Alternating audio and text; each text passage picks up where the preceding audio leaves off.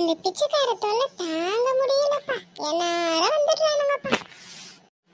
தம்பி, ஏதாவது சாப்பாடு இருந்தா தாப்பா. 4 நாளாவதுப்பா நான் சாப்பிட்டு, ரொம்ப பசிக்குதுப்பா. எது சாப்பிட்டு 4 நாளாவதா?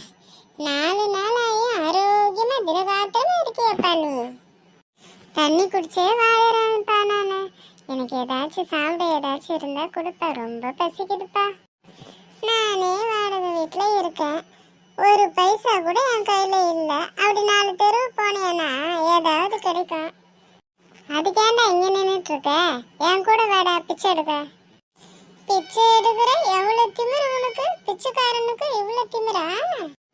பின்ன இல்லைன்னா அப்பவே சொல்ல வேண்டியதுதானே. சீ, நான் போறேன். அடப்பாவீங்களா, பிச்சைக்காரனுக்கு எவ்வளவு வாய்க்குது பாத்தியா? பிச்சை எடுக்கிறான் பார்த்தா இவ்வளவு. தேவிட்ட எங்கடா போன?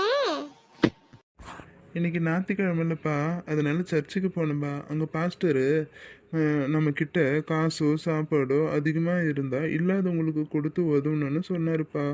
அது மட்டும் இல்லை, நன்மை செஞ்சால் 4 பேர் வாழ்வாங்க, நம்மளையும் வாழ்த்துவாங்கன்னு சொன்னாருப்பா.